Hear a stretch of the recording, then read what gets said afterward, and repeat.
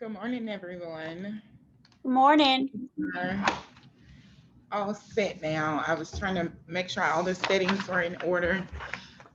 I know some of you said you may not be able to unmute, so I did double check to make sure I didn't have any security settings that won't allow anyone to unmute. And just double checking them now. If it doesn't allow you to unmute, I do have staff that's watching and monitoring the chat box. So you may have to only type in your questions and have someone else, they'll let me know that there's a question so I can pause and address it, read it out loud so everyone know what we're speaking on the topic that we're discussing.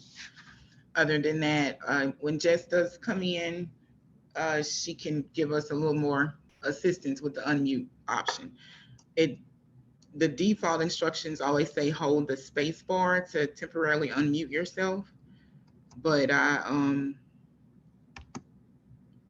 was just doing that and it didn't seem to be doing anything for me either.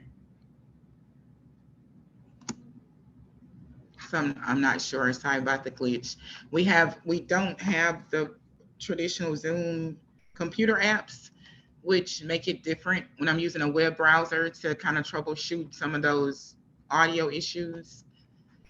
So I do apologize if you have to do some long typing in the chat box, but it's not a problem. And we will get started. I'm just going to remind the monitors to make a few notes and we will get started in just about 1 minute.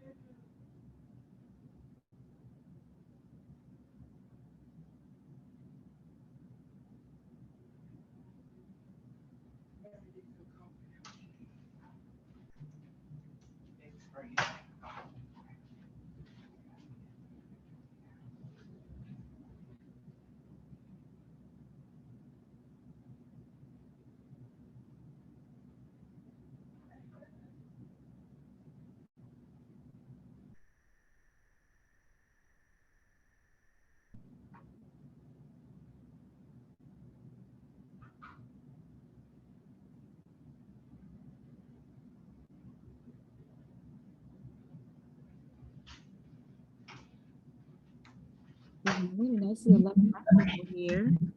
We're all ready. I had a few questions from yesterday that I was trying to print and finally got the printer to give it to me, just so we can follow up with and clarify any other questions you guys had as we wrap up today's session or go through today's session. So we'll be here all day. I tried to make sure I set it early enough to accommodate schedules, early Friday schedules. But one of the main questions that we needed to address even before we started service procurement, we had a meeting about it yesterday, is 3B legal. You will not be advertising for 3B legal. We are in the works of doing some structural readjustments with Jane Thomas. So as soon as we have what we need, which should be in the next couple of weeks, I spent this morning getting her some information she needed for legal services. We'll have an update on what you guys will need for legal services, but it definitely will not be you advertising for legal services. So let me go back to the right screen. Okay. We got service procurement. What I have on my screen now is the updated service procurement guide. We'll go through it pretty much page for page, but more of a category topic discussing some of the important pieces of the document. And then we'll look at the timeline to talk about everything we'll need you guys will need to do action-wise to clarify any information provided on the service procurement timeline. We had in a meeting the same meeting for legal information, I did ask about schedule of funding documentation going out to you guys. We do not have a definite date for when schedule of funding is going out, but it is on the radar and being actively worked on, so it can get dispersed to you all soon. So I don't have a date, but it is coming.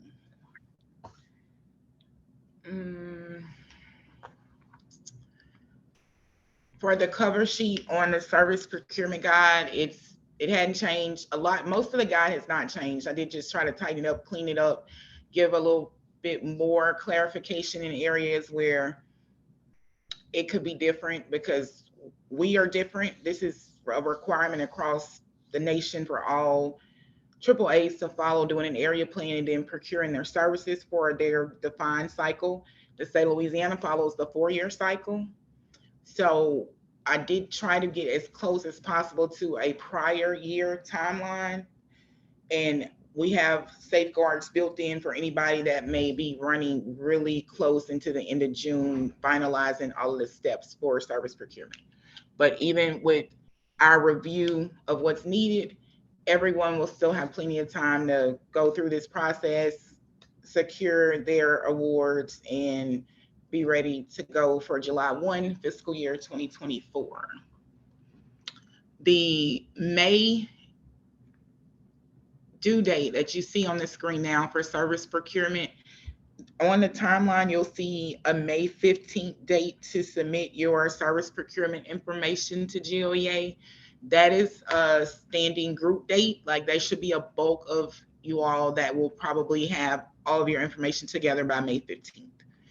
But for all intents and purposes, and making sure everybody stays on target from the day they start the day you start your advertisement, the dates are set just by month. So we're expecting in the month of May to do the bulk of what's needed to get you ready to approve and ready to roll for July 1. And then we have dates stacked through June that will accommodate anyone that trickles into the month of June, with as far as getting their advertisement started and waiting those defined periods of 21 days or 6 or 7 days,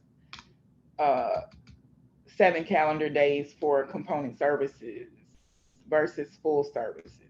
Sorry, I turned my phone off. Didn't realize it was still on. Right, I will have as much information as I can get to Jessica posted to the adrcla.org website as we go through these documents, and I find any errors or updates or any information I need to clean up, re-clarify, or just pretty much got it updated just for your own personal use as a supplemental document. So I still have this adrcla.org website listed on the cover page, so you'll be able to find it quickly. The GOEA website is up and running. However, I have to do a little bit more to get the documents in place on our GOEA Louisiana website. So until that happens, we'll use the adrcla.org website primarily. And then I'll let you guys know, hey, it's posted to both websites. You can go either direction to find what you need. I found a few errors yesterday, but as late as I was here, I did not correct any of those errors. So I will at one point send you an updated service procurement guide that just says these documents have been corrected, because I realized I got the page numbers wrong on the second page of this contents page. So anything you find, just shoot me an email, your program monitor, and say, hey, this page number's not right. If you feel like you want to do that, that's totally fine. It helps me make sure I get it all in order so you can properly reference your documents. I'm looking from mine yesterday. Most of this guide has not changed from last year. What I did primarily was to make sure it was clear as far as advertising for component services versus full services, redefine probably the detailed guidance on the timeline itself. And then for the sample documents that you see down in this section, I made them where you could at least copy and paste them to use the formatting that I pulled from prior year cycle documents of random area agencies that I selected. I just pull out a folder, see what's in it, and I made photocopies, or I scanned it in to convert it from a PDF document to a Word document to give you something that you could leverage from that'll just help you get a lot of these tasks done a lot quicker. You're not required to follow this format, but we have a lot of new directors and our directors that are not new per se, but you all have a lot of things to do. So I felt it was as the least I could start off with to make sure you had some viable documents to use moving forward. This page is just general information, gives you reference points for GOEA policy as far as what service procurement requires of you. And our service procurement process that we're following also follows state regulations and requirements. I don't have many references in there for the state information because it's listed in our GOEA policy manual, subchapter B, section 1143. And you can go directly there and get the same information as what our bid policy is. That has not changed. A lot of waiting and looking and reviewing and checking every update that legislative auditor puts out when they decide they're reviewing a policy. If there needs to be a change, they'll enact the required changes and also offer an FAQ document. So I've been looking through all of those, and the procurement process for it that we're following is not changed anymore than what you will find in this guide. So we're all set with moving forward as pretty much as you normally would have if you've ever done this before. Page 6 is the general service procurement rules. Again, it goes back to the information I found on legislative auditor's website and then state procurement information. And it gives you some other general information related to just service procurement and the procuring of services, not just simply strictly dealing with area agency actions, definitions of the component service versus the full service. And then it does have some specific references to AAA, because this guide is strictly for area agencies to follow for the service procurements that we need to do for the agent network. Page 7, our GOEA service procurement policy, the one that comes directly out of our policy manual, which also, and I failed to mention this at first, it also follows the general rules that are within the Older Americans Act. So that's the very first reference made, is the Older Americans Act, section 306, as far as what AAAs need to do to secure the delivery of Title III services by bona fide qualified providers. So have this section, the reference that was made to subchapter B. This information is exactly what subchapter B is. It tells you what we need to do and how to get it done.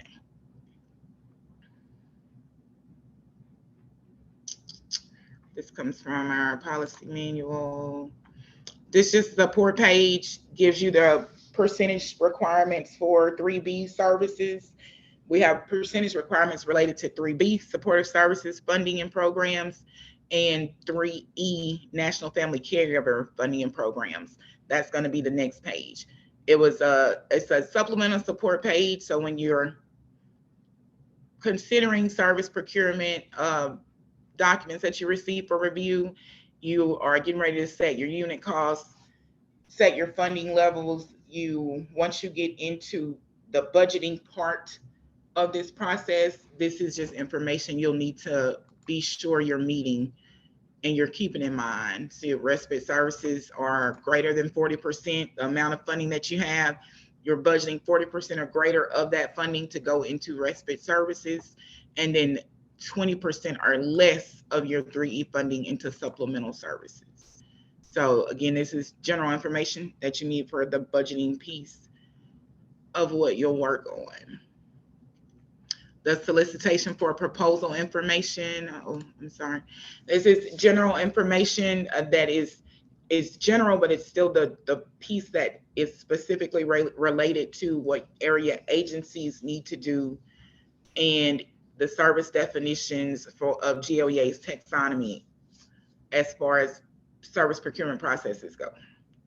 It'll tell you everything you need to know about SFPs, and it has not changed much since the year prior. I read through it, maybe cleaned up some stuff, and made a cleaner listing for you to reference. But this is one of the pages of this guide that will not change much. The service procurement policy doesn't change much. The general information doesn't change much either. Publicizing the availability of funds, another informational page for you all to reference. It talks about the newspaper advertisement for service procurement. What it does not do, which I found after I updated the timeline, it does not make mention of needing to run an advertisement for component services versus an advertisement for full service provider services. But we'll get to that when we go through the timeline. And if I need to update this document for you all, I will definitely do that. I'm just kind of reading through it now to see if there's something on it that stands out as, I'm not going to say incorrect, but misleading. But if you guys read through it and you feel like it should be a little clearer so you can follow it better as far as setting up your advertisements, I'll definitely update it for you.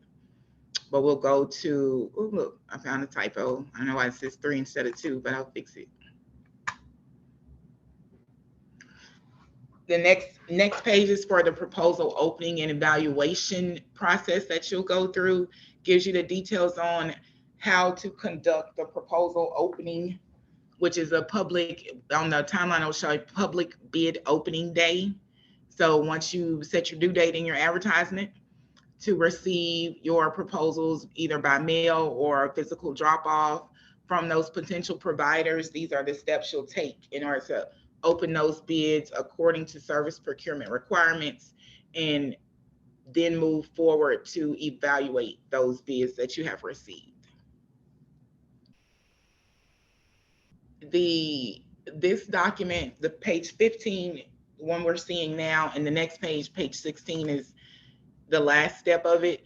This one is really helpful because it lists everything that needs to be done according to what applies. So it sections it off, and you're going to use one of the 4 listed on this document. You will not use 1 and 3 or 2 and 4. You're not going to use this guide in this manner. If number 3 applies to you, number 2 is already built into the requirements of number 3. So we'll go through this one specifically after we do the timeline, but this is one that you'll print and say, I know that I'm following number 4 on this guide, and I've got to have all of this documentation together, and it'll tell you exactly what else you need to include, and if this applies to you. You know, the scenario of your service procurement applies according to 1, 2, or 3, 1, 2, 3, or 4.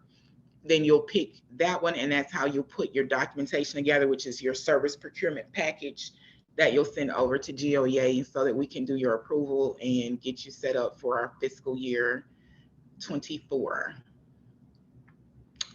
The certification page you'll include in your packet, the new Exhibit 2 form.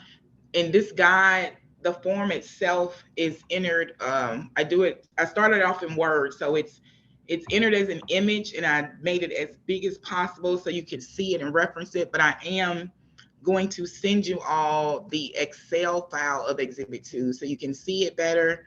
It's bigger. You can manipulate. You actually enter the formulas or just the numbers in the actual Excel document and not try to deal with this small print image of Exhibit 2. But this is in here for reference purposes when you start looking at your list. And I just point out that we are still doing the name change of sitter service. We're going to continue with that, and it's companion service now. I still have the prior name listed as formerly sitter service so that we all know this is the service that we have always done. We're just changing the name of it. And the name change comes from the preference of our participants. I've heard on several occasions from different agencies over several years. Some of the participants will decline the service because it sounds like you're signing them up for babysitting services and they do not prefer that. So we change it to companion service. The definition has remained the same. This page explains Exhibit 2. I did read through it to the best of my ability. I want to say I helped write this page with one of our prior program monitor groups when I was probably in accounting and finance, and I may have worked with Ellie Luno and Stacy Mills to update this document. So I didn't look at it really closely.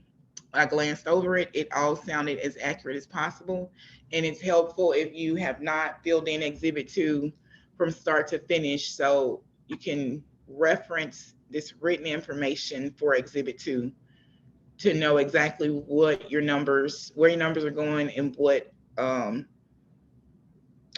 your funding amounts and your unit cost amounts relate to one another on the form.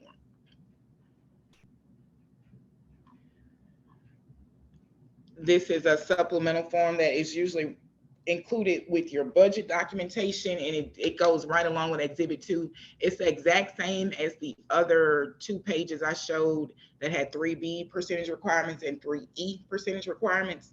Only difference on this document is that it combines both B and E percentage requirements together. But it's always very close to Exhibit 2 whenever you're dealing with budget documents. So I left it in here so you have another reference point when you're completing your Exhibit 2 document. Now, I'm going to go directly to the timeline, and we'll come back to page 21 and other pages included with page 21. There are several sections that I'm going to pass up right now to go to the service procurement timeline. This one is probably very different than the timelines before.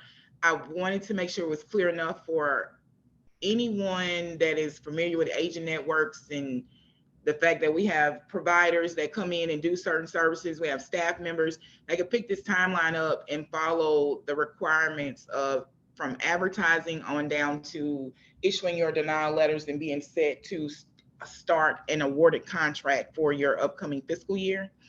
So I do hope we reach that. I've had some feedback that says it is helpful, it's clear, and I've also reached out to several of the area agencies staff members to just send them some information, say, pick their brain about it, show them the documents. Does this make sense? Did I understand this correctly? And then regurgitate it back onto this timeline so it can be read and understood by our fellow directors in the field. The one change on this document, hold on, I'm sorry, that's me, I just stopped for a minute. Okay, the very first change on this document is the order of 1 and 2. Normally we have service procurement guidance issued and then schedule of fundings come out, but the schedules of funding are not out yet, and I thought they were. So when I switched this around, I just was trying to accommodate the order of things that actually happened. But we will, again, have schedules of funding issued as soon as possible. We just do not have an actual date to offer you today. The updated guidance, of course, issued in the last 2 days of March, in March 2023. I tried to get this done by March 15th, but things did not work out. So here we are, and we still have plenty of time. I'll show you the day trackers that we created to help you guys stay on target and know exactly what your 21 days requires as far as time. And if you need to stretch into a 28 day, that's 21 days and an extra 7 days. And then also you needed to do 42 days. So there are 3 trackers right behind this page, and we'll look at those also. The newspaper advertisement and the sealed proposals that you send via certified mail to the minimum of 3 bidders you select. It's set to run from March 17th till April 17th. Any day you initiate an advertisement running for your procurement between the dates of March 17th and April 17th will have you on track to be complete with service procurement before the end of June. Any day after April 17th, you will be having to work on a very stringent schedule, and we'll work with you to set your deadlines and make sure everything is getting done. If you cannot advertise prior to April 17th, please let us know as soon as possible. So we'll have the time to set your time frame and make sure you're meeting all the target dates and while following all the required procedures, so that we're not running into July and you don't have any contracts situated for the fiscal year 24. I also chose March 17th because, like I said, March 15th, we should have been pretty much ready to roll. But I received an email that one of the agency's ads did run on March 17th. So I just kept the date. I didn't change it. And that's still acceptable. We'll move forward with that. When you advertise for your services, there is a two-piece situation that you'll need to know if it applies to you so that you can set your advertisements appropriately. Advertisements must run for 21 days. There is no specific written directive that says it must run every day for 21 days. And we had this question and we had conversation about this yesterday. I have not found anything in writing that says it must run every day of those 21 days. That could be very costly to you. I did ask, Michelle Vincent was in here yesterday when we did our first session yesterday. Her and the other 3 program monitors did call all of the parish journals that are listed on the Secretary of State's document to just get general information to record for you guys. And this is when I sent yesterday evening before I left the office, that it just has information on when they publish, when your document needs to be into them so it can be published. But there's nothing recorded on this document about the running periods of an advertisement. So from our conversations yesterday, when you call to set up your print advertisement running in the newspaper, the newspaper will have to tell you how they run your ad, whether they only run it once a week or they only run an ad every day and what the cost will be.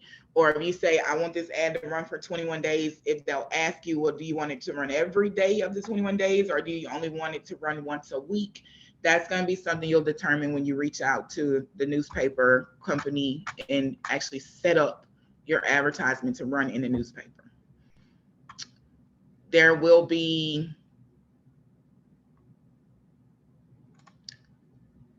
I'm sorry.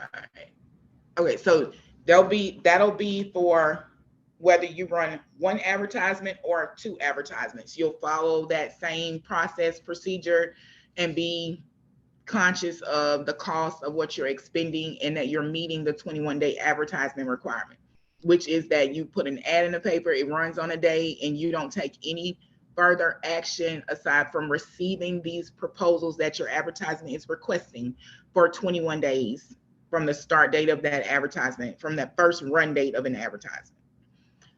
If you are needing to have component proposals for service delivery in order to prepare your area agency on aging's own full service proposal, you will need to adhere to the set of rules that I have listed as 3A and 3B on this timeline. When you're doing component proposals or when you're requesting them, the component proposal time frame is 7 days prior to a full service proposal actions. So I'm going to say that a little clearer than what that just came out. You will run an advertisement for component proposals. It's going to have a due date of when those proposals are due back to your agency for review. That due date for the component proposal advertisement should be no less than 7 days prior to any due date you set for your full service proposals. And then when you receive the component proposals and considering the due date that they're due to you, within that 7 days between the due date of the full service component proposals, you'll have that time to evaluate your component proposals and make sure you have enough information needed to prepare your own agency's full service proposal. When we consider component proposals, we're just going to stop on component proposals. I don't want to gloss past it and come back. The component proposal piece applies to just about everyone. The best example I can give you is meal services to start with. You all need, if you're not performing actions because you have your own kitchen and doing your own meals from your own start to finish process, you will need raw food costs to prepare a proposal for your C1, C2 meal deliveries. So when you're engaged in contracts with your meal providers, they're not doing the information and assistance on your participants. They're not making sure the meal gets to the participant. That's the area agency doing that, or the council on aging function of the area agency, making sure that the participants are actually receiving the meals. But you need that meal provider to provide you with the raw food or the frozen meals, the prepackaged meals. You're going to need information from them in order to complete your own agency's narrative proposal to send to GOEA. It says, I am going to provide meal services to the residents of my parish, and I will be using Trio as my meal provider for the component service I would need to make sure I deliver meal services to the residents of my parish. So that would be your component service proposal need. You are doing homemaker, personal care, respite services, and you're not using area agency staff, then you will need a component service proposal from providers that complete services such as homemaker, personal care, respite. So when you're advertising, you're seeking providers to give you that information. And then when you're putting your agency's proposal together to send to us, I'm direct delivering certain services, but I'm delivering a portion of these services with help from a third party. And that's your component service requirement. I hope I didn't confuse anyone. And if I did, please let me know. Let me see.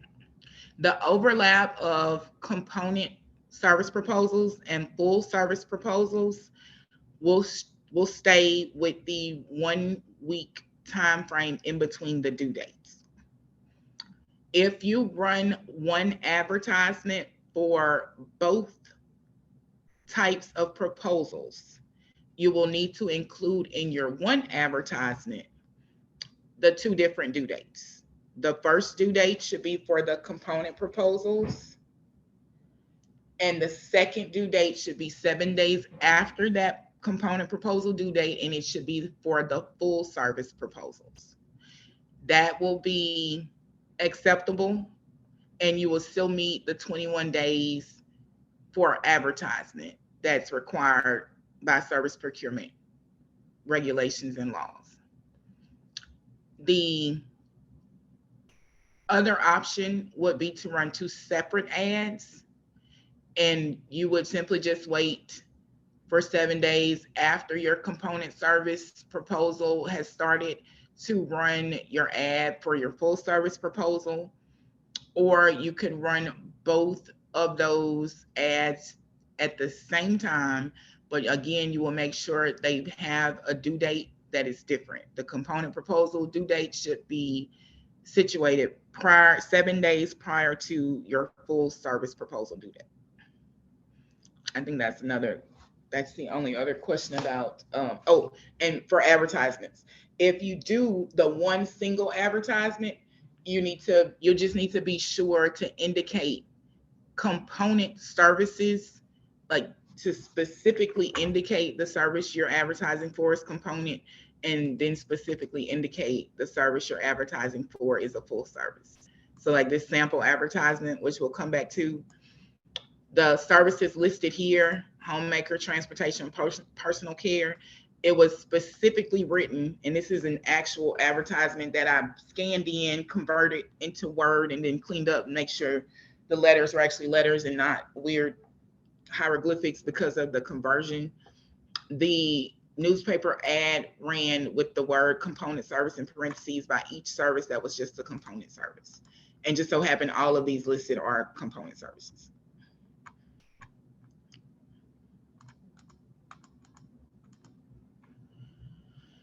Okay, that's advertisements. Your sale proposal due dates that will be in your advertisement showing on this timeline as a date that you keep in mind, because the date and the time goes in your advertisement. So according to your advertisement and date and time, that is what you follow, and having it defined as its own item to be aware of on the timeline is just in case you have physical drop-offs of proposals at the location indicated in your advertisement. And that you also make note if you're doing two separate advertisements, one for component, one for full, so that you can stay on track with completing anything related to component service proposals prior to initiating evaluations of your full service proposals. The public opening of the sealed proposals, these are all the proposals you're receiving in response to your newspaper advertisement and your certified mail solicitations to the bidders of your choice. That date should not start any sooner than your sealed proposal due date. It can be the exact same as your sealed proposal due date, but it should not be before that date. And it also should be advertised, documented in your advertisement. So you have to advertise the public opening of your sealed proposals by date and time, and you're simply putting, we'll look at the sample advertisement again, that at 5:30 p.m. on April 7th, you will be opening your sealed proposals. Now your due date. Oh, I'm sorry, babe. Oh no, go ahead. Okay. If you, in the advertisement, you're only going to list the ones that you need bids on, correct? That's Not correct. all your services, right? That's correct. Okay. Correct. Yeah, only the services you want to bid on, because when we go back to the list of the section checklist, they'll have the information you need to request direct delivery of a service, and that's what you do in place of advertising for a service that you're not seeking any bids on. You're just simply requesting from GOEA that your agency be allowed to direct deliver a service. Where was I? Okay, the public opening of sealed proposals. If your sealed proposal due date, step 4, is 4 p.m. on April 7th, it is still appropriate at 5:30 p.m., even if it was at 4:30, to do public opening of your sealed proposals. You just be sure to follow what you have put into your advertisement for those actions. The due date, in case people are physically coming to drop things off or send you something back in the mail, and then the actual opening of those proposals that you received. Now, if you know you routinely have late mail, then you want to be mindful when you set your advertisement that if your mail would come about 3 o'clock every day, so 4 o'clock would be a good deadline for you. But if the mail routinely doesn't run until 6, at least 2 days a week, even though it should be there at 3, it would not be safe to set a public opening of your sealed proposals for 5:30, because there's a possibility you're going to miss that mail delivery from that day if it's both set on the same day. Evaluating your proposals. That can start this after the public opening of your sealed proposals has occurred. So you don't want to do any evaluations prior to making sure you have completed correctly the public opening of your sealed proposals. But also you want to be mindful that if you have component proposals, you'll be doing the evaluation of your component proposals first, and then evaluating for, well, having a period of 7 days in between that evaluation period and when you start reviewing and evaluating your full service proposals. You should have your evaluations completed within 7 days so that you don't linger on getting the documentation you need to move forward with setting your awards and issuing your denial letters. So this task of evaluation should really just be 7 days. If you got component proposals and full service proposals to evaluate, that's a 14-day period that you'll need to review. If you're done prior to 7 days, that will be fine. You just need to have it, separate, handle your component service proposals and get that completed, and then move forward to your full service proposals. And that is because as an area agency yourself, you need that component service information to complete your own full service proposal to go with your service procurement package for the one that you'll send to GOEA. So that one will include services that you need a component piece from, like home instead for a homemaker, or respite services, and then your meal service information so you can set your meal unit costs to go along with the request you're making for any service that you'll do directly from your agency yourself. Like if you got 3D certified lay leaders for those evidence-based programs, you're going to request to direct deliver 3D. You're not advertising for it. You're not seeking any assistance from any other provider, but all of that information will be compiled together for a full service procurement package. Let me see. The service procurement due date, the May 15th date, that's when you send your procurement packages to GOEA. And it says refer to the applicable checklist, sections 3, 4, or 5. Now, as we were going through this yesterday, I realized the document that I did keep intact, the one I really like, page 15 and 16, and the sections may seem a little confusing, but I'm going to go back to those to clarify exactly which document you're actually using and just keep you on task and list everything you need to put in your package versus the sections 3, 4, 5, or 5A documents, which you'll use as checklists, and it actually is included within your service procurement package that you're submitting. Our May 31st deadline and our May 15th deadline, both of these here, these we will, in our office, myself and the program monitors will be working closely on schedule to ensure we get the bulk of these decisions and documentation situated by May 31st, so that we have enough time and leeway to assist any agency that may get started and their deadline date will not be May 15th. So if you set your advertisement date a little closer to April 17th, once you calculate your time frames that you're going to need, it may fall after May 15th that you're done with taking care of the seal proposal due dates, the public opening, and then evaluating everything you need. And that will be fine. There will not be a problem. We just need to know, and we'll keep a list of those agencies so that we'll prioritize you first without causing any further delay for getting your information reviewed, approved, and making sure you can get your awards, your award contracts issued, and your denial letters issued. And I just did a general monthly time frame on that one, May through June. So you're not tied to a specific date according to this timeline. Your date will fall according to when your advertisement first runs. And then the rest of the information, this is one I had a request for some, the financial memo that we send out from accounting and finance on your due dates. Just pulled it up this morning and sent it to one of the CPAs that requested it, and realized there is a July 1st date, I believe, for your fiscal year budgets for 24. which does not match with my service procurement timeline at all. I thought it So, was June. I thought it was I in know. June, because July is when it starts. Yeah, I'm wondering, it should be June. Our regular date is June 1st.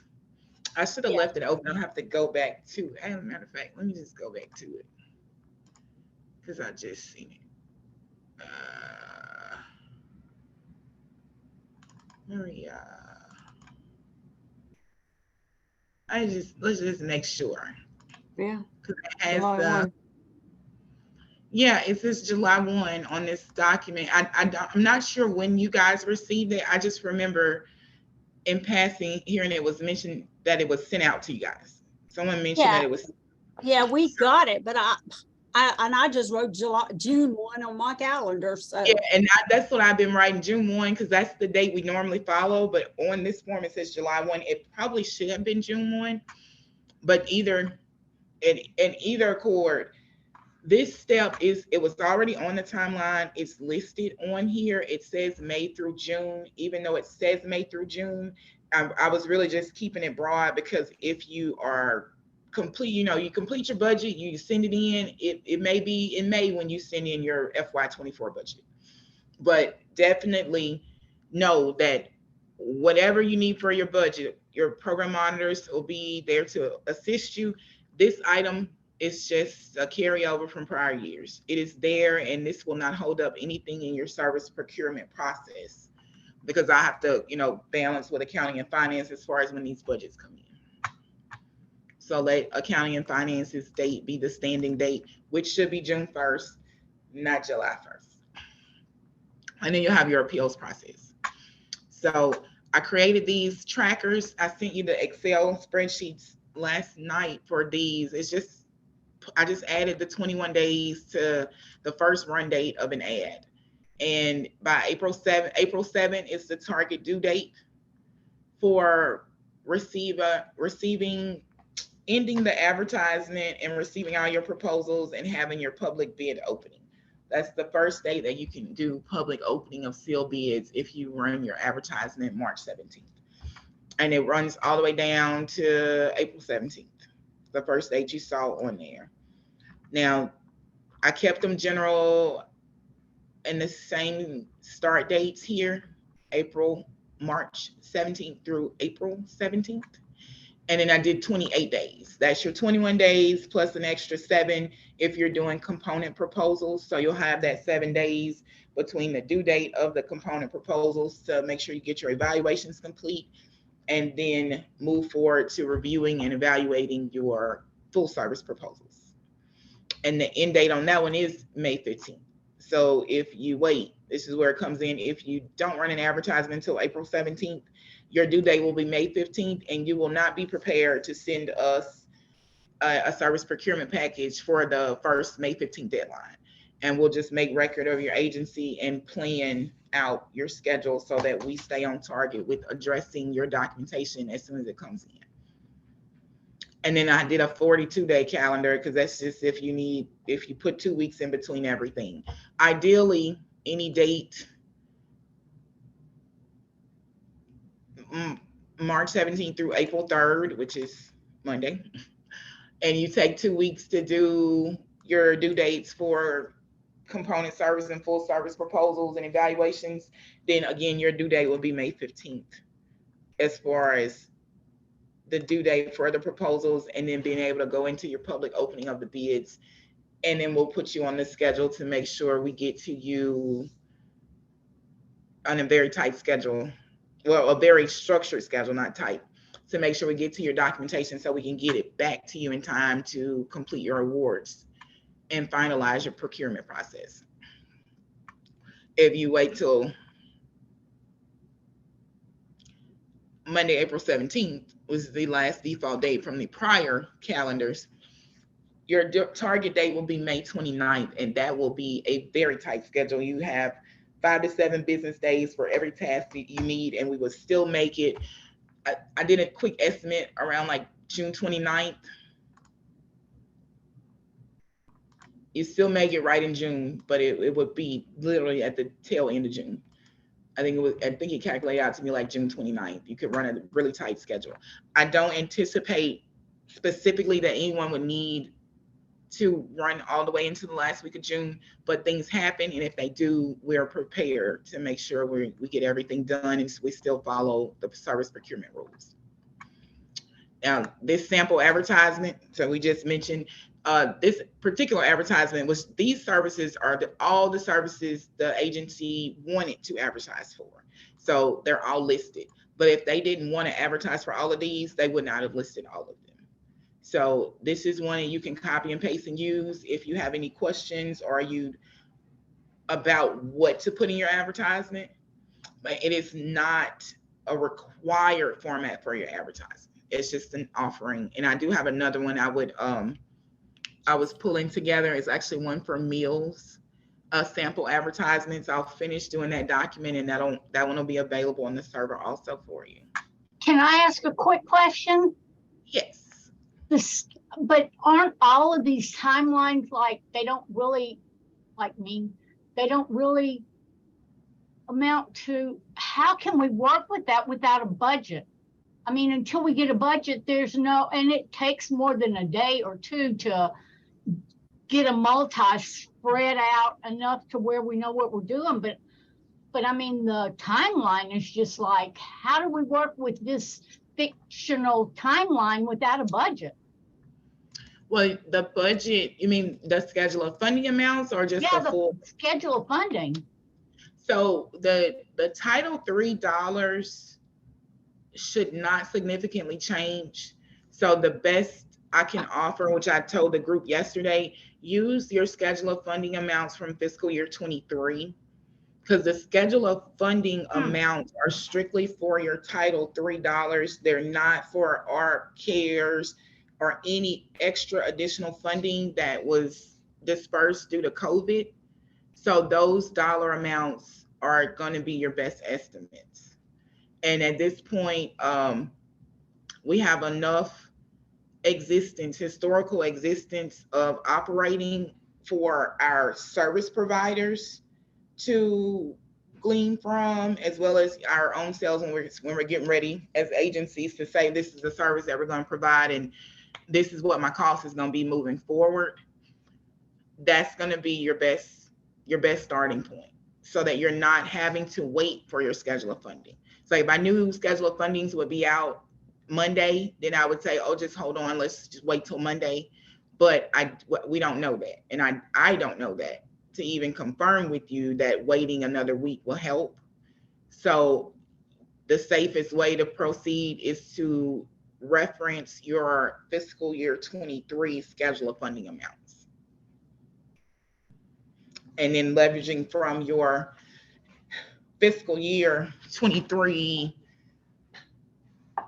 quarterly reconciliations and all, like if you at this point you've provided a level of service that may be much higher because of your COVID funding, then don't fully reference your fiscal year 23 units overall, just the Title III funding amount, because that's what you do before. That's the starting point of situating your funding.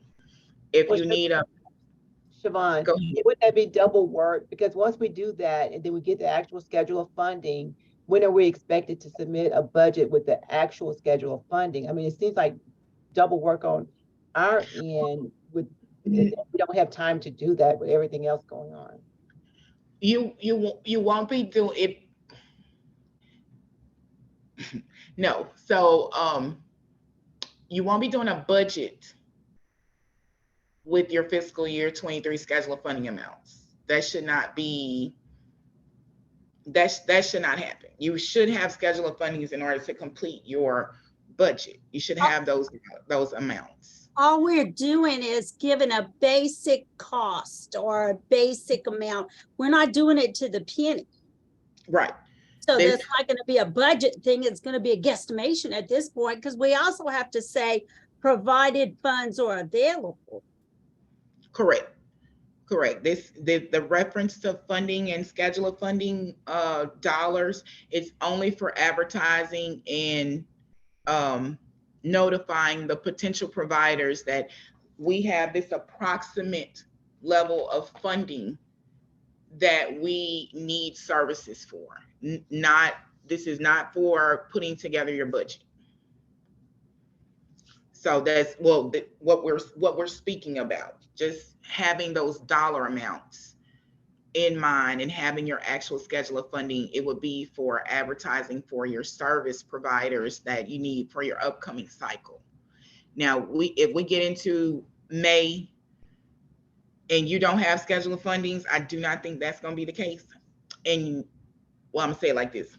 If you get ready to get your budget situated for fiscal year 24 and you do not have a schedule of funding, you're using your prior year schedule of funding amount. We do not practice requesting that you go and revisit your budget because now we have our paperwork updated and we have fiscal year 24 numbers for you to insert in your budget. But you can do that budget revision later. Yes. You know, when you do your first budget revision, that comes with that. Correct.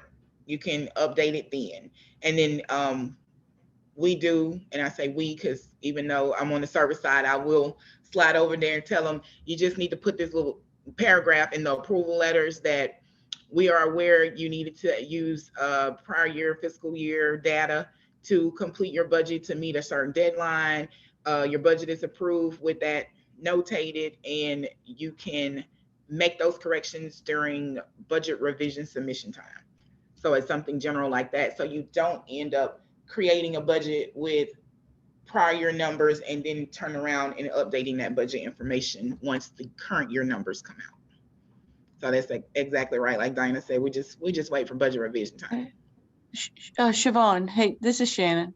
Hey, I think some of the issues with, especially with us multis, is getting our contracts in place.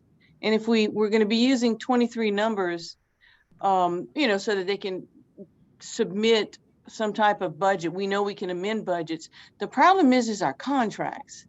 To have contracts in place for July 1, but not having the correct numbers. For your service contract. I mean, I don't want to have to revise contracts and this, that, and the other, but you need a contract to start a year. Right. And I've spoken to Shirley about this a couple times when I realized late last week and early this week, as I don't know if it was last Friday or Monday, I realized someone told me schedule of fundings had not gone out. I do feel that they will be available for you by the time you get to the point where you're situating your contracts. Well, we're usually doing that right now. Right. And I say within April, being that it's March 31st, they will have a schedule of funding date available for you all. And that for every piece, every time I get a little held up and then it turns into a lot held up, once I finish a major piece like this and I know my staff is not going to be confused assisting you all, then I switch right back over to accounting and finance. And y'all, if I got to go sit down and do the schedule of fundings myself, I'll sit down and do it myself. I will get them in so that you'll have them, because I do understand the need and you need to have them. So I'm only encouraging that you don't wait on running your advertisements and requesting your proposals because you don't have your schedule of funding, but with all understanding and putting in whatever I can do to help, you will have them before you get to the point where you need to award a contract, so that you don't have to go back and do contract amendments and other updates and changes that are required. So the working date that the few of us that met yesterday discussed was that we have Good Friday coming up as a holiday, and the target deadline should be to have those documents to you that Wednesday or Thursday before Good Friday. Okay. So I will I'll stay on top of them on that for you all. Well, I have since February 15th. So hopefully you can get a little bit further than me. Yeah, because I'll go sit in their office. I was like, I'll book out my own. I'm going to sit right here by you and you're going to show me what you need to do. They say, if it comes to it, Shannon, I'll call Danielle, like, you just come up here right quick and show me how to do this, and she'll do it. Okay. Matter of fact, she'll come up here, I'll meet her at her house. I'll go to her. Okay. All right, thank you. You're welcome. Let's see. So we had the sample advertisement, the service procurement tools that are back here. These are documents that you need to submit when you turn in your service procurement package or a sample advertisement. This document I just pulled from someone's file and scanned it. When we say submit the proposals that you received, that's one piece that changed last cycle, where you weren't sending us everything you received. You were just scanning or taping down your certified mail receipts to a sheet of paper and making a copy of all of them, how many ever pages for how many ever certified mail receipts you received, and providing this to us, not the actual full proposals. But I need to go back up here. This is written in print on something else, but it's not written in print here on this timeline. For the certified mail proposal request that you're sending out to 3 bidders that you select, you need to do 3 bidders per service that you're advertising for. So the homemaker, if you're advertising for homemaker, personal care, respite, what's another 3D services, you got 12 pieces of 12 certified mail to issue out. So that didn't come out right, but that's 3 bidders per service. So I just wanted to make that clear. It's in print on one of the other checklist guides. So if you are doing, I just use Home Instead as my example again. If they provide personal care and 3E respite for your agency, and you want to solicit them as one of your 3 bidders again for the upcoming cycle, and you want to solicit them for both services, you can mail them a proposal for both of the services and indicate on your cover letter that I'm sending you this for a proposal for both 3B and 3E. If you are not wanting them to do both of those proposals, send you a proposal for both of those services and it's just one, then you're just gonna mail them that one thing and it's just gonna have the one service. But I don't want you to think you're expected to mail Home Instead 2 different packages, one for 3E and one for 3B, if you're able to just give them a cover letter and say, send me a proposal for these services. Now, I say that as I did, if you're able to send them one proposal. This is a sample proposal, and it's specifically for Title 3B transportation. If your solicitations for proposal, the packages that you put together for the bidders to respond to, are separated by service, if you're gonna mail Home Instead just that one package, you gotta make sure you include both proposals that you're wanting them to reply to, a 3B proposal and a 3E proposal for whatever service under those programs. If you use a general proposal and you define in this proposal or in your cover letter that attaches a proposal for all services available at the area agency, please receive this mail as a request for your agency to submit a proposal for the services listed below.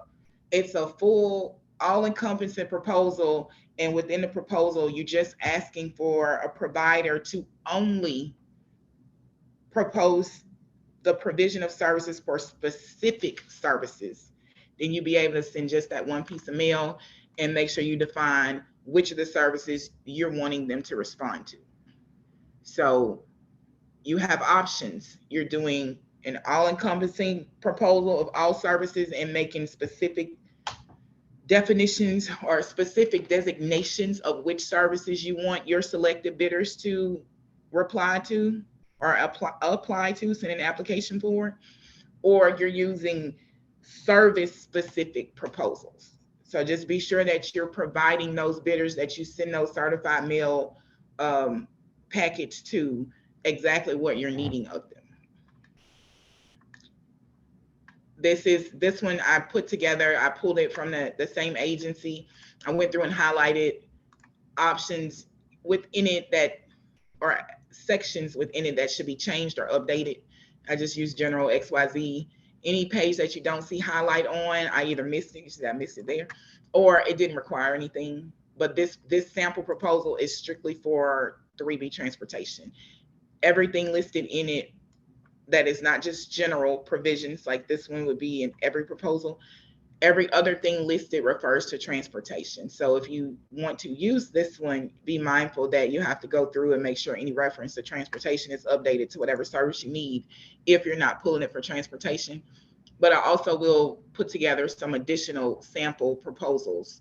I didn't want to hold up getting to you guys with this information any longer. And also I have Jessica working on a bunch of other documents like this one that you see on the screen, the proposal evaluation form, updating it so you can use it without just photocopying this image, because this is just an image embedded in a Word document. We'll have an updated form for you probably by Monday. So you guys will have all of that, because I mean, you need them. You're advertising for this. You want to have your proposal packages all the way ready together for people to pick up and move forward with. So we're moving. Jessica started working on these yesterday morning. And I would say they have example only on them because they are just unedited documents from the prior year guide. The contract approval, board resolution for contract approval, you probably already have one. And if you have one already completed for fiscal year 24, and from our office, it will look exactly like this. I went over to accounting and finance and requested this document, and I didn't go back and compare to what they gave me. If it looks slightly different, all the wording is the same. It's just the spacing in it. But I need you all to use this board resolution for contract approval. If you have one of your own and you want to use that one, use it, but also use this one too. You'll just be doing two, because this is the one that's uniform and it's going to help us move really quickly. We see a signature, we know this is the one we gave you. There's nothing incorrect. There's not a dollar amount incorrect. Update the days and the months information, your payers information, and we're all set. If you missed something on here and it wasn't updated, because this form is within this guide, I would just call you and say, you didn't put your parish name. I'm gonna put your parish name and I'm gonna send you back a copy of what you sent me. You need to make sure you attach this to what you have on file. And that keeps us on task with getting these documents vetted, reviewed, approved, and getting you situated to start July 1. The sample letter for unsuccessful proposals, this was in the previous guide. It actually referenced a state agency, so I don't know that it's worded correctly. And I didn't want to hold up too much time rewording it. I think I did find another sample letter, to the denial letter to an unsuccessful proposal within another agency's file. So I may create another one for you. But if you use this form, you just simply put in the information that's needed, the highlighted areas, and you submit this with your service procurement package. We will accept it because it's in our guide. So I'm not going to tell you, I don't care for the way it's written, I need you to rewrite it. You just put in there what you need and it will be acceptable. And then there's the contract for services. This one is really outdated. I left it in here just so you'd have a sample contract for services. It looks similar to the contract GOEA sends out to you guys for you to engage contracts with our agency. And Jessica's specifically working on this one first because she can get it updated really quickly in case you guys need a sample contract document, and we'll already have one updated for you. And then declaration of nepotism, we touched on this one yesterday. We think at some point in prior cycles, this was requested because it was just around that time that it was due. You guys normally send this in with annual meeting documents, and you do not. If you send this in, it's fine, we'll accept it. But if you miss this, we're not gonna ding you for it, because none of us could logically deduce why it was stuck in this guide. Just at the tail end, it's just where it was when I opened the guide up to update it. All right, anybody have any questions at this point while I circle back to these checklists? If ain't no questions, I don't need to check the chat box. Nope. Okay, so back to page 15 and 16. This form is as helpful as it could be, telling you what you need to do according to your service procurement needs. So the very first one on this page, a AAA or a multi that is not seeking permission to direct deliver any services must submit the following.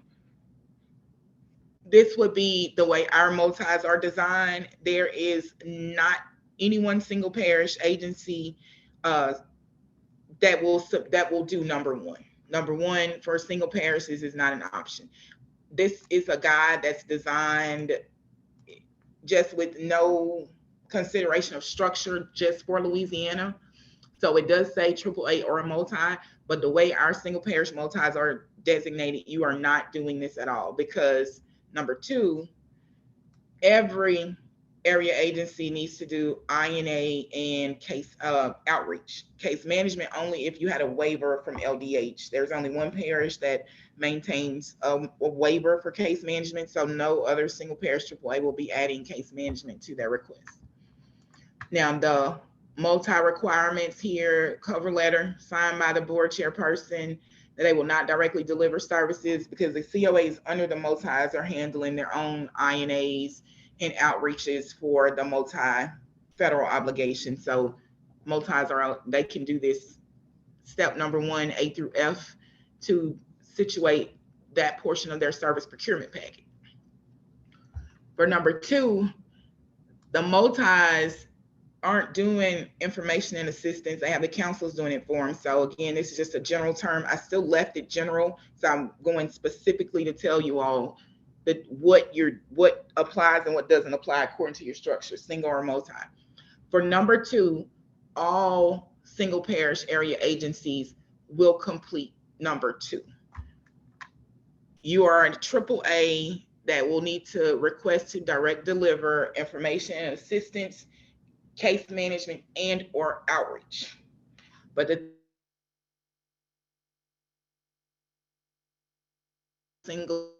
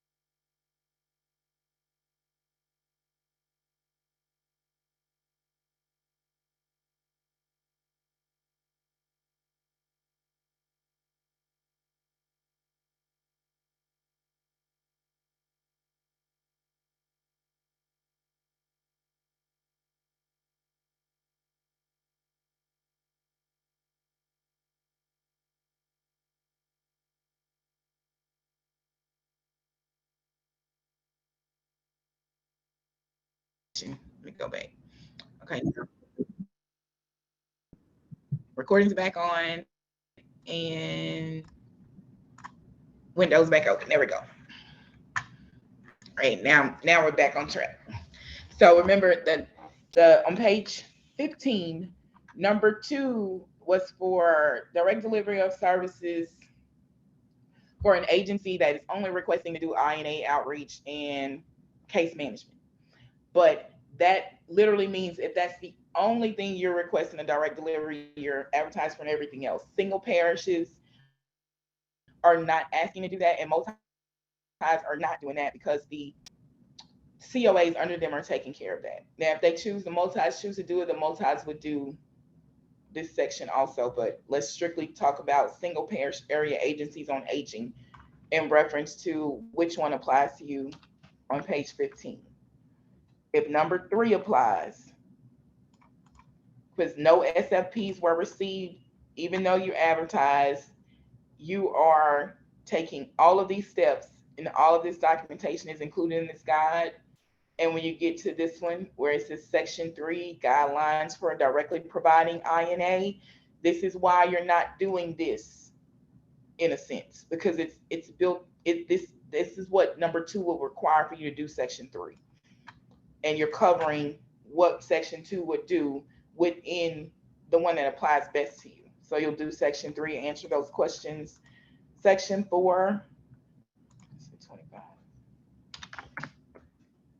Section 4 has more information that you'll need to also provide. Your cover letter, seeking authorization to directly deliver particular services. This is everything except INA and outreach. These are all other services that you're requesting to direct deliver. And then it just goes through and lists what you need to have. And this really should say copy of your newspaper advertisement. You send us a copy of it, and then the copy of the written notice mailed to prospective providers. You're providing us with a copy of the page that has all your green tags taped down. It's just a photocopy. So we have all of them on one page, or how many ever pages it takes for you to include them all. If you are a single parent, AAA, and you received responses to your advertisement from bidders, but you decided not to go with any of the proposals, none of them were responsive enough, and you feel your area agency can provide the service at a substantial savings, then you are requesting to direct deliver your services and forego awarding anything to any of your potential bidders that replied to your advertisement. You're going to follow these steps, and they are essentially the same as the steps above, but they do have some different requirements, because you're going to have to do the comparative analysis and do the bid evaluation and have all of those forms sent to us in your service procurement package. And to support your agency's decision to forego awarding to one of the bidders that applied and direct deliver the services yourself. So we have the section 4 checklist is for applications for which AAAs for which no applications were received in response to their advertisement. And then you have the one for which you did receive responses, but you choose to request direct delivery, that your agency will handle all of those service deliveries and not select the bidder. Now we have this one for multi-parishes only. This is section 5A. This is for authorization to contract services for which applications are received. Let me go back and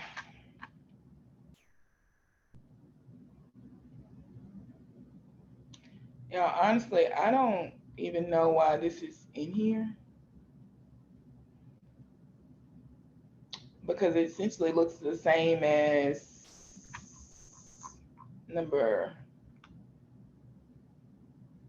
section 5. Area agency's response. It may just be missing the area agency response. Yeah, I'm not sure. I'll look back at it and make sure and see some clarifications. Now I'm sitting here confused, like, why is this in here? Why it's separated, a multi versus a single parish?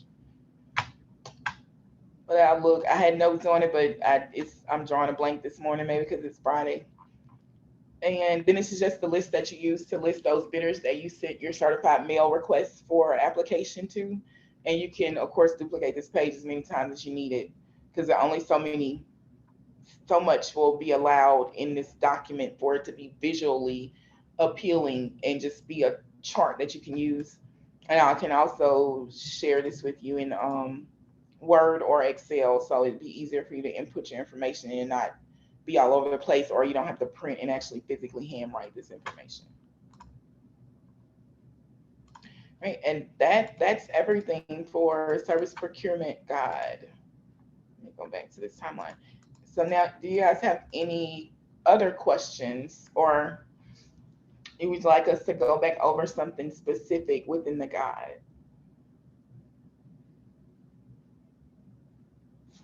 Oh my goodness, the internet is glitchy.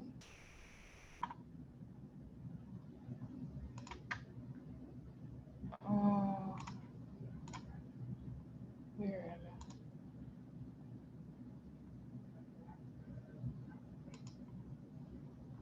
So I can move this out the way. Okay, there we go.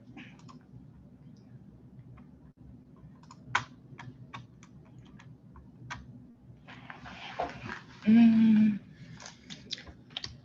okay, well, we are all finished with actually reviewing the physical document,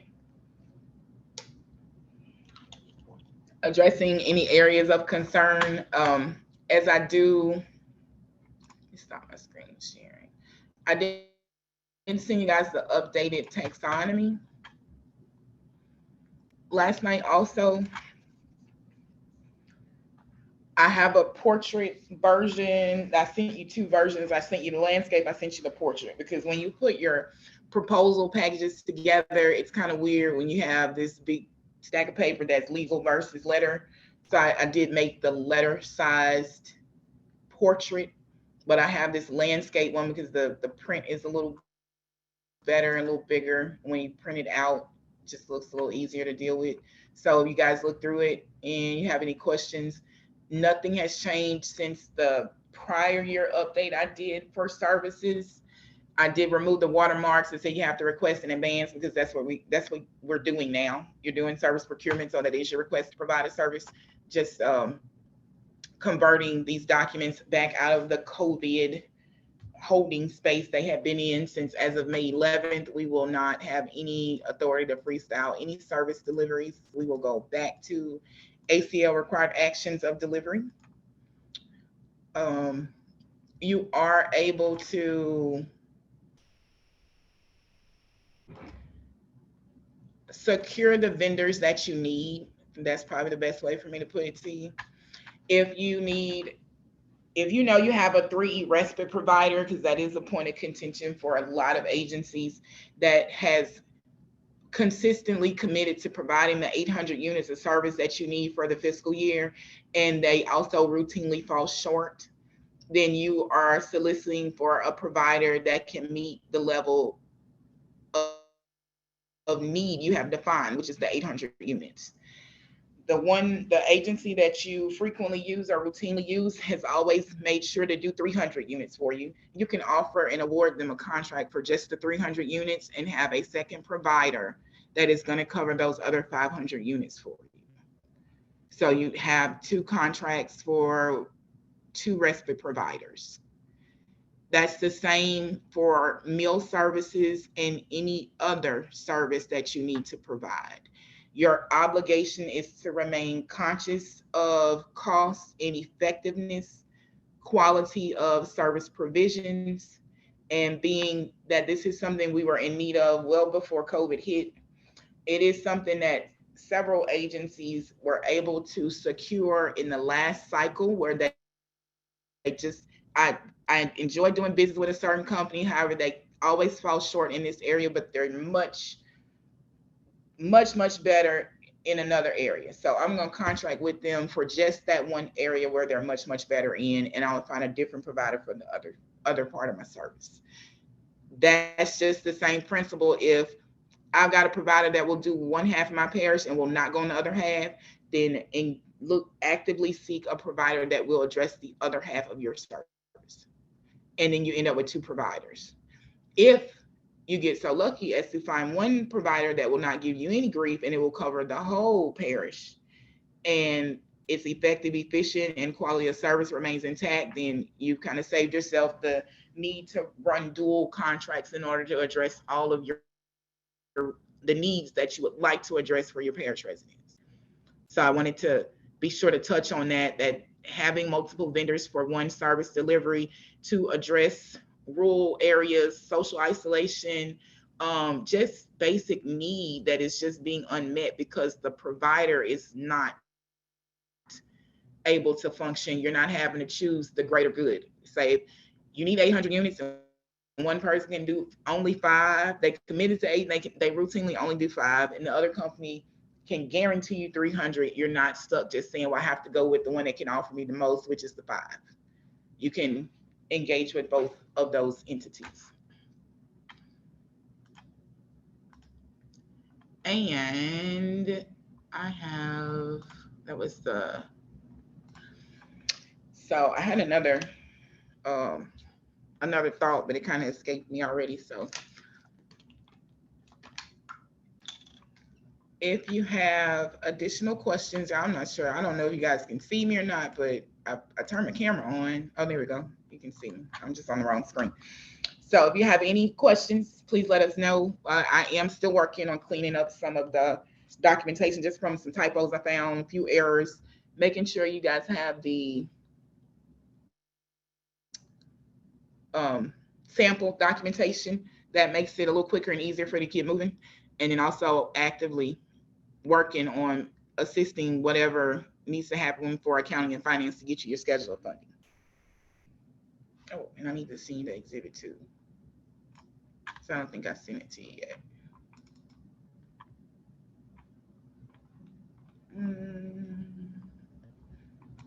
I got stuff everywhere.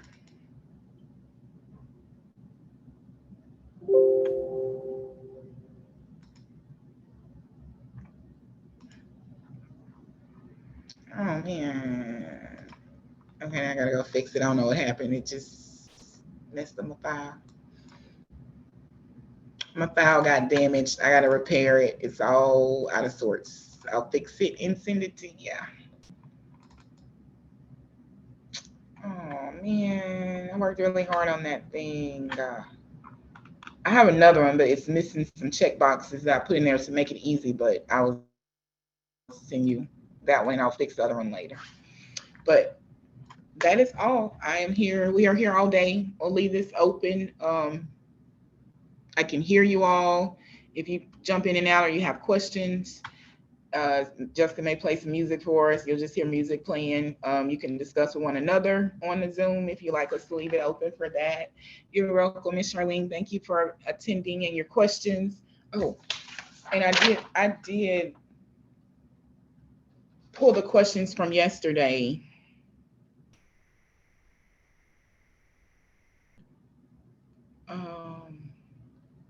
Yeah, so if you're doing a service that you will use your staff for, you will not be advertising for that service. So make that clear.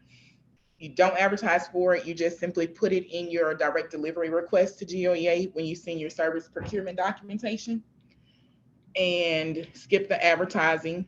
No advertising for 3B legal.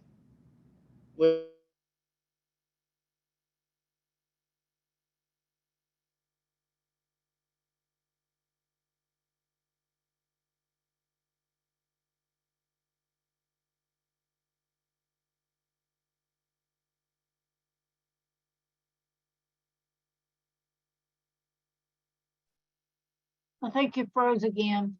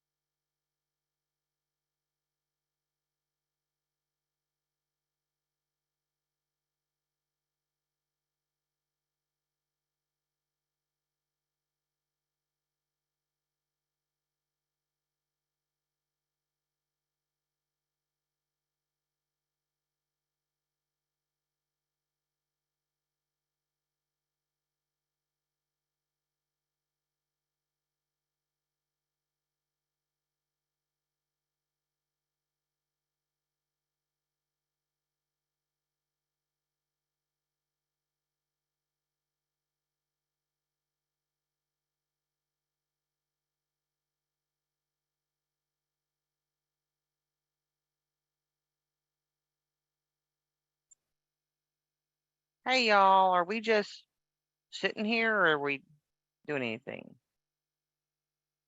We're just hanging out. No, I think she's trying to get back on. Okay, I just saw the email and I was like, oh, I can still get in. Oh, boy, you missed a lot. If you just I'm coming gonna on, get on the Monday one. you just coming on? Okay. Yeah, well, Yeah. right now we're just sitting here and hopefully she'll be able to get back in because she didn't close it out. So what are some key points, y'all? Any takeaways? Yeah. Just be sure you're doing full service. Yeah. About you were on yesterday? Because we just No, I was delivering meals. Oh, no. Yeah, because Yeah. we basically went over all the stuff that we went over yesterday. Well, I hope she does one for you Monday because that's an awful lot of stuff you have to and the information is going to be on the ADRC website. They're So actually gonna get that updated. that you can print. Well, that's yeah. But you can print all of that off the ADRC website. And our time frame is extremely crunched because she was Yep. planning to have this where we could take off on it on March the 15th. So you're gonna see that the time frame has March, it still has March dates in it. Yeah. And we do not have to advertise for 3B legal. Yeah. Okay. I was wondering about that because Yeah, they do it anyways. They agreed to do that. They agreed on that yesterday. So one question I had asked GOEA maybe 3 months ago when we were working on, or actually in the fall, my area plan, my advisory asked for the taxonomy. And I haven't seen an updated taxonomy. Are they sending that out? Yes, but I think the main reason is we no longer will have sitter service. It will be called companion service. So And sitter's going to be companion. It's going to be companion. And that's under the caregiver one? Yeah, right. Okay. But I think maybe that has, slowed them down with the taxonomy. And that's the only change to the taxonomy that I can think of. And then the rest of it is pretty much going to be the same. Now, is this your second time going through? No, this is Third? This is my third full one, my fourth one, because I came in the middle. So Yep. I've already got a lot kind of done, but I was Yeah. kind of wondering, like, are they going to be the taxonomy if it was changing? If In respect to that, yes. Okay. In And then the respect other to thing was with some of the things that we were allowed to do under the pandemic, like, are we still going to be allowed to do grab and go? Or are they going to take us back to the OG? I think basically we're going back to the old way, but that's a good question because I have that question too. 'Cause that's one thing, like, She I didn't know really originally you elaborate on couldn't take that. temperature control food out of the building, but now with COVID, they were allowing us to do that. That's one of the Right. things some of my sites are helping them. They're coming in, they hang out for like one activity and they take their meal and go. Yeah. So if we lose that activity or the ability to do grab and go, we might lose We're some gonna be seniors. we're gonna lose some seniors, no Yeah. matter how you look at it, because our money is gonna be tied in, we're not gonna have. The new taxonomy was sent in the email from Siobhan. Is that just recently, Tori? Uh-oh, can't talk? Okay, I don't know if Tori means that was something. Now the taxonomy, oh, no microphone. The taxonomy that was recently sent just has to do with a certain section. I think that was on MIPA. I don't think I have anything that shows the new taxonomy for everything else. I haven't seen anything. Mm-mm, I've I haven't asked for it seen 3 that. times or twice. But now we're not going to have our real. Oh, they sent it yesterday. Okay, well, I've been on here and I didn't open mine. But So it's with they- that packet maybe. we're not gonna have a real, the schedule of funding. We're gonna have to use what we had last year unless, Yeah, unless they, Oh. but like I was telling them, we just give an approximate value or an mhm. approximate amount, because we have to also state in there that, this is all prior to us receiving the money. Anyway, so, And your person is right. The taxonomy was sent in that second email with like all the other stuff. okay, That's okay. great. So And that's. it looks very explanatory for stuff. And the companion, the wording changed should have been in that. Okay. That is very, very good. We're Yeah, glad to know taxonomy's that. here. Yep. But I've looked over mine and I'm gonna have very few things to bid out because we do direct delivery. We direct deliver everything except caregiver because it did get picked up during last procurement. And my team is like, well, they don't want to bring it back because it's hard enough doing homemaker. So Yeah, and we direct deliver homemaker and yeah. so we're gonna have very little to bid out, which is okie dokie with me. But yes, they sent the service, I mean the taxonomy. That's good. And then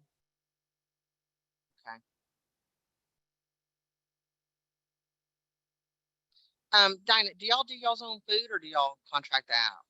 We contract out our food, but we have a unique situation because we are with Mom's Meals ever Okay. since the hurricanes, Yes, ma'am.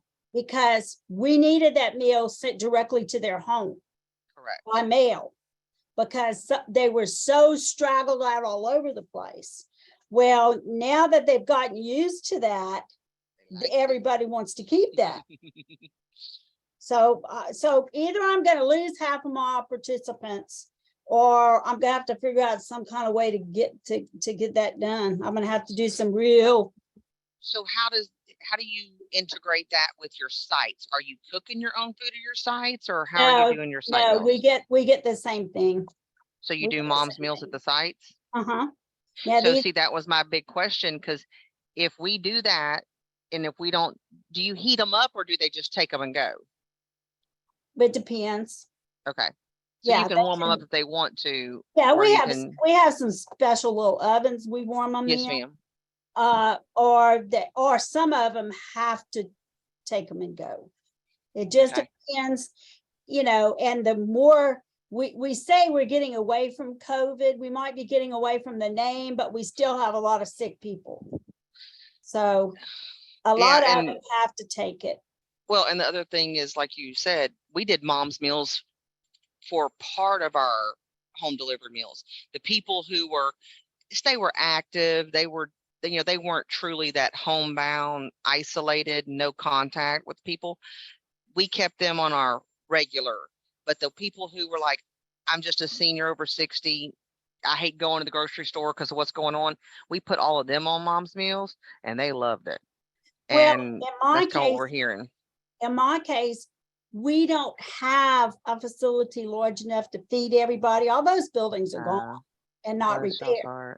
Okay, and I'm talking churches too. I can't even ask a church about it. Most churches are meeting in barns or metal buildings, or something that's not conducive to serving meals in.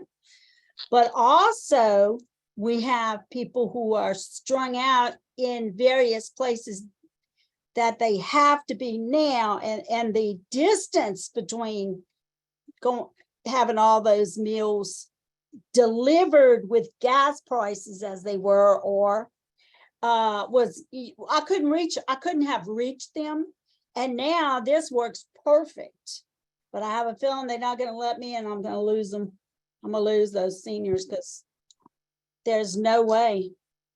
I mean, nobody else could do it, delivering it with So Charlene said, I have way more participants that want the grab and go. If we don't have that, we're going to have to look at shutting down some centers. I put that in my area plan to continue. Oh, that was a good idea to keep the grab in your area plan. Well, I did that too in my area plan. Nobody said anything. Nobody I don't know if raised I their put that in my eyebrows. area plan.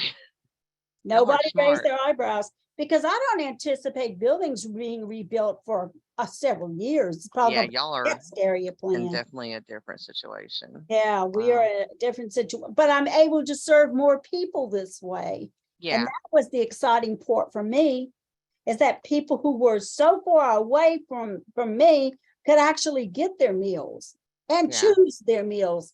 I mean, let's Yeah. say mom's and meal. that's what mine liked, is the ability to choose. Now, some people go, I don't like having to make a choice. I was like, oh my goodness.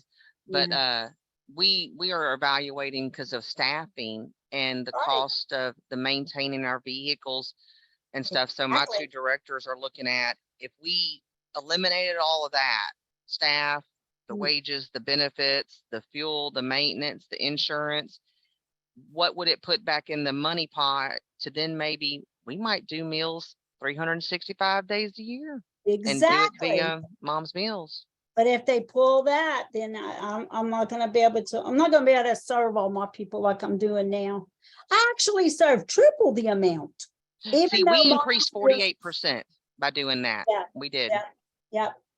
And it's been wonderful because I did it 30 days after the hurricanes destroyed us, because I had addresses for people and I sent them out, and that was just perfect for them. It Yeah. really helped boost us because we didn't have, there's no place to cook, there's no place to buy food. You know, they can't just up and go to the grocery store. That's an hour and a half away for some people. So it's been a learning experience.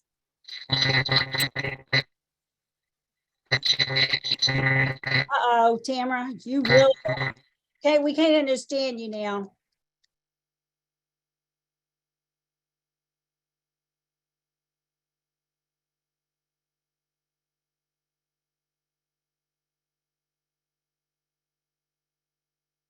So I don't know what to think, guys. What are y'all thinking?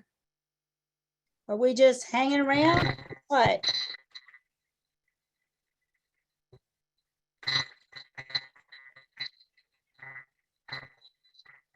No, I can't hear you anymore, Tamara. It just, something just gone out. It's just squeaky.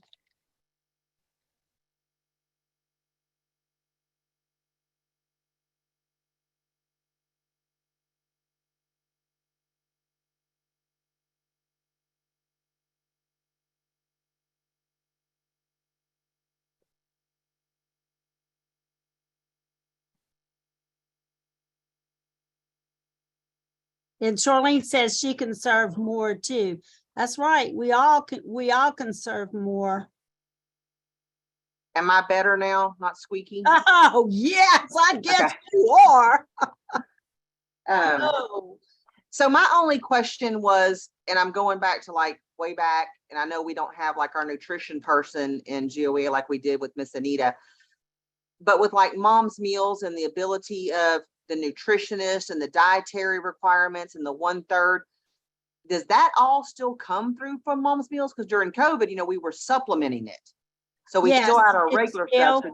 It still comes from mom's meals, but I also have my dietitian too. Okay, so your dietitian reviews it as well. Yeah, she reviews it as well. That way Okay. we get it from all ends. Okay. All And right. and Tori's talking about transportation. Tori, I just don't think that you need to advertise transportation if you got it through DOTD, because that's a full service. Unless for some reason you just have vehicles and you want to go out and get people to supply drivers. But Say that again, Dinah. What do you mean about DOT? okay. Tori's asking if we house transportation with DOTD already, do we need to advertise anyway? And I would think no, because you're doing full service on transportation. No, I wouldn't. Transportation and assisted transportation should go hand in hand. And I really don't think you need to advertise that, because you've got those vehicles titled to you and your police, jury, or city council, whoever. And that would be a strange thing if you contracted with somebody else. I don't know how that would work. So I would say no. So I would put that as a question, because we've always sent bids out for transportation. Well, and- me too, but she's telling us this year, do not put it in there if you are gonna do it as full service. Only put in the parts, I mean, like if you want a full service meals, you can do that, but I'm talking about, because I asked her today, do we do all services or do we simply do what we need? She said, you do only what you need someone to bid on. Okay, so full service means we're doing it 100% like you just explained transportation. Exactly. So like, and I'm gonna put this out there hypothetically. So I do have 2 people who come in and help provide 3B wellness. They do yoga, they do Zumba under my 3B wellness. Right. So what, did I need to put all my 3B wellness out for bid, or just like, what's y'all's opinion? I'm not bidding mine out. I do that full service. Okay, so you don't pay anybody to do exercise? Well, I know you're not, you don't have buildings right now. No, Okay. but if you're doing it in-house or with volunteers and it's all, you're doing the whole program, then you don't need to bid it out. There's gonna be a section, Tamara, and it's gonna say, this is what you need if you're gonna do full service on your services, and it's gonna have a list of documents that you need to put together when you Okay. send your bid in. Otherwise, you don't have to bid it. So that's nice, because that means like, and That's I'm what not I trying to jump say. on anybody else, but like, that means the only thing I don't do full service is caregiver and my foods. That's the only 2 things I gotta Exactly. bid out. Exactly. See, Well, I used to love go that, through- if that's I the do truth. too. But I asked today and I asked yesterday and I got the answer the same way. So I Okay. said, wow, wonderful. I'm excited. Okay, And that's all gonna those tell it other easier. things like information and referral and all those other things, that's something that we as direct as AAAs, we do that anyway. So you don't have to bid out those parts. Gotcha. So hey, Okay, I think it's a wonderful improvement myself. yeah, that's nice. So that means then you're not having to bid on the crap that you're doing. If you're doing Yeah, it, as long you're as you doing got it covered full service. Okay, You don't need somebody else. But now, if you need somebody to come, you can still do full service, but if you need somebody to come as a component, you just bid out the meal itself. I If got you. you already have your transportation and you're gonna Okay. take the applications and do everything, then you would need a component, you bid out component. Still Okay. gotta have 21 days. So let me ask you this, though. I want to repeat what I just asked, because some of y'all were on this more than once. If I'm gonna self-deliver, say homemaker, do I have to do a bid for that? Or No, no, okay, that's what y'all are understanding. Okay. no, it's full service, the whole Okay. package, the whole No package, bid if we are doing. right? That's nice, because that's always been kind of crazy for us, because we're a COA and a AAA, so the COA had to do the Yeah. bid and the AAA had to pull it, and Yeah, and then we had Okay. to send ourselves a certified Yeah. return receipt, and it was just. Yeah. No, yeah, she I was took all doing, that. we're those that are double, we're doing double work for both sides of it, so, okay. Right, Well, I'll make sure and get that clarification as well and get it a 3rd time repeated, recorded on stuff. well, hopefully it'll be, Okay, hopefully it'll be up then on Monday, but I don't know. and then. And I don't think we are necessarily waiting on her to answer anything, Okay, waiting on her to try to get back on, I believe.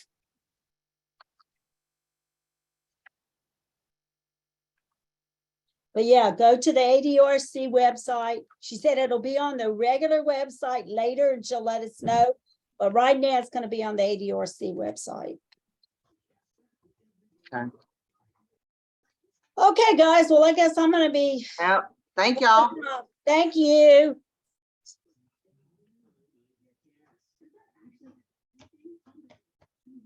Hey, Julie.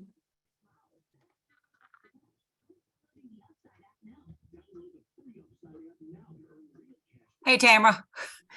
I just came in. What did I miss? Well, see, I came in late too, so I was just asking lots of questions and stuff. What was Dinah talking about? It's going to be on the ADRC website. the tax, all the service procurement stuff is what she said, Siobhan said.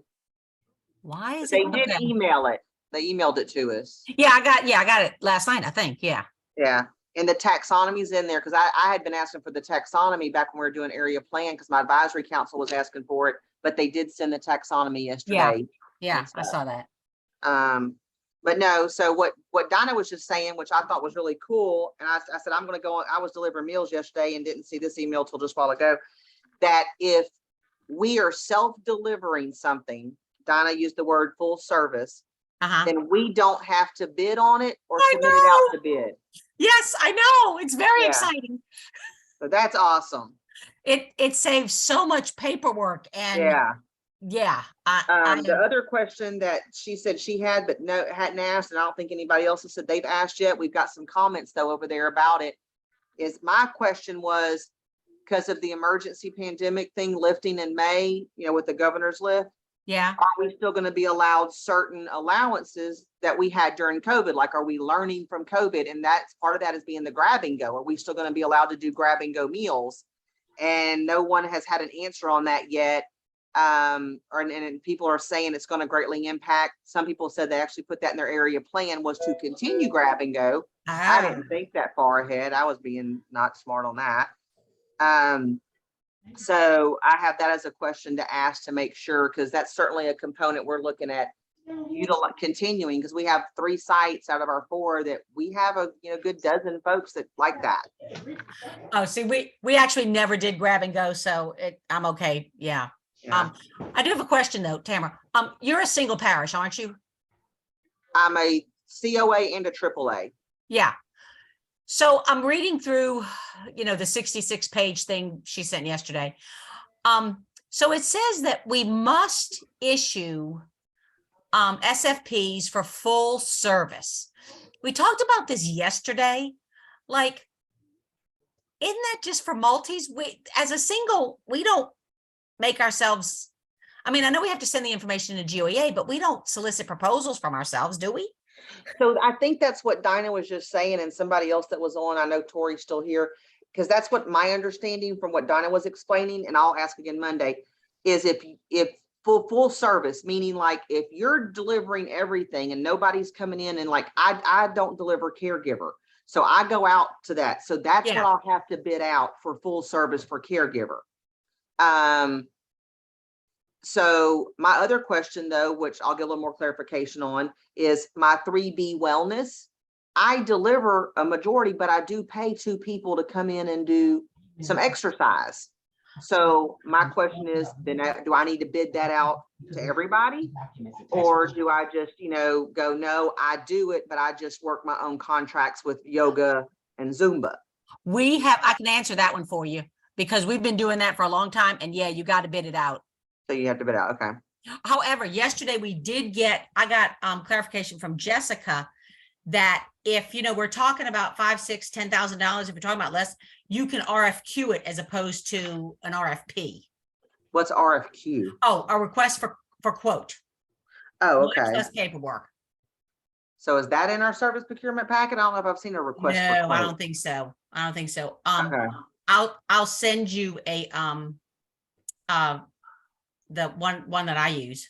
Okay, so basically if it's under 5,000, and probably what that means is I would put it in my own process if I'm doing it, but I would just go get a quote for like yoga, because yoga, their max contract's like 2,800 for the year. Yeah, exactly. Okay, so I would include it with mine. That way I wouldn't probably have to go out for bid, but then I just do a quote within, okay. And the that's reason how I've done it in the past. Is if you've got a yoga instructor, they may not even have an LLC. They're just somebody who's, billing by the hour. So they can't fulfill all of the requirements that are in those RFPs. They don't have all that. That's true. Okay. So, yeah. So, wait, so this is horrible. This is my 3rd go round and I still struggle with full service and component service because I guess I don't think anybody does full service for me. Like the food vendor, for instance, cooks the food and delivers it, but then we serve it. We're doing all the, how I still So you struggle. might ask that question for clarification then. What's full service versus component? Because they talked about that a lot yesterday, and unfortunately, I felt like I was just going in a circle.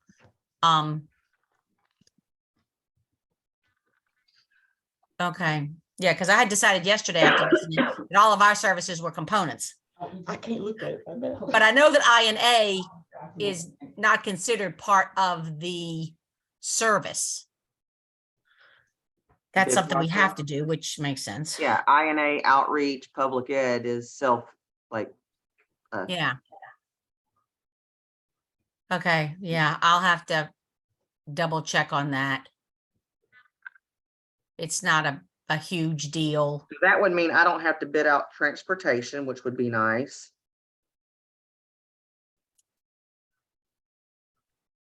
I don't have to bid out homemaker. So, okay. Any takeaways you had from yesterday? Since you listened in on that one?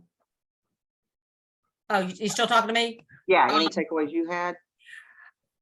Just A, that if we're doing it in-house, we don't have to bid it out. And B, I guess was that you could do just a request for quote if you know, it was a small amount. And I want to say it's $14,999 is your marker. So anything that's smaller than that, you can actually do with an RFQ. See, we do a lot of stuff with our local money, and we do all those. 14,000 or 5,000? No, RFQ. 15. Oh, 15, anything under 15. Okay, wow. Yeah. Okay. You Yeah. do a lot with what you said? Oh, we put out several RFQs with our local money. So that's why I'm just familiar with doing it. It's just so much. Tara, I'm not bad. your ponytail keeps popping up and down. Oh, because my green screen. Look, I got a football back there somewhere. See my football on the back of my office? Yeah. I didn't get that. Anyway. So the other thing that Dinah brought up, but I'm looking at the taxonomy, she said that it's not going to be sitter anymore, it's companion. Yeah. And I'm looking in the taxonomy, number 17, which is under 3B, says sitter. It doesn't say companion. Siobhan said yesterday that will change in 24, maybe? Well, we're coming up to 24, aren't we? Yeah, that's this taxonomy. But it hasn't changed yet. Okay, but that's why I was asking though, is it the sitter that's under 3B or is it the sitter that's under NFCSP? caregiver? Yeah. Oh, I don't know that. Yeah. Okay, so I'm gonna make that note on my thing to ask Monday. Is this B or E or both? Okay, not that I do 3B sitter, but still I like consistency. So, okay.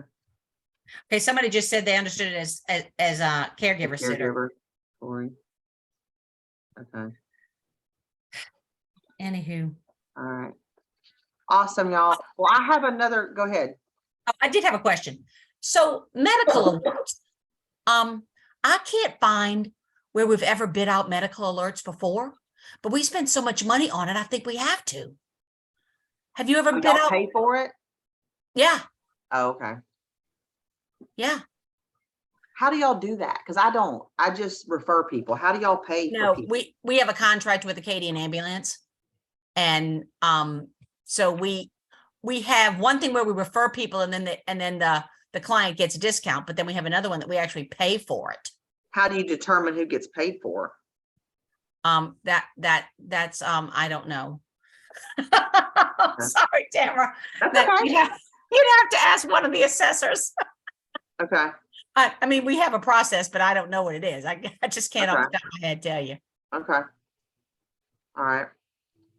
Because I had looked into that during COVID and we had kind of tried to go back and forth. And when we started pricing or looking at it, we have quite a few home health agencies that they pay for it for like 6 months or whatever. And then it was like, well, then how would you determine if the home health's paying for it or us? And I was like, oh my goodness. So I just like, we'll just keep referring. Yeah, they just bill us for it every month. And then, you know, we've got our folks reconciling the invoice and Back to your clients. and we send them a check. Yeah. So, and Okay. we've been doing that since that predates me. That's been a long time. Um, Okay. that's the question I was hoping to come on to this morning and get an answer I'll for. make that note for Monday. I feel like I need to be doing that, but I can't find that we've Okay. ever done it before. Okay. All right. Well, I have another conference starting at 11:30 and I gotta go potty. I appreciate y'all's feedback since I was jumping on late, but I got some notes for Monday. So, and I won't be at the May conference, y'all. We have a big Give for Good event up here in this part of the state, and we have a big open house. And so my board is requiring me to be up here. I can't head down. But y'all have a great time down there. I hope y'all have a lot of good contacts with legislators. All righty, I'm out. Me too.